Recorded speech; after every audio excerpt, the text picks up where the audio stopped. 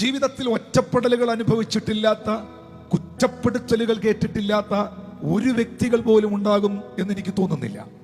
നാം പഠിച്ചതായ സ്കൂളുകളിൽ, നമ്മളുടെ കോളേജുകളിൽ, ഭവനങ്ങളിൽ, പ്രവർത്തന മേഖലകളിൽ, നമ്മളുടെ സമൂഹത്തിൽ, കുടുംബ ബന്ധങ്ങളിൽ നിന്നൊക്കെ നമ്മുടെ ജീവിതത്തിൽ വ്യക്തിപരമായി ഒറ്റപ്പെടലുകൾ ഉണ്ടായിട്ടുണ്ട്, തിരസ്കരണങ്ങൾ ഉണ്ടായിട്ടുണ്ട്.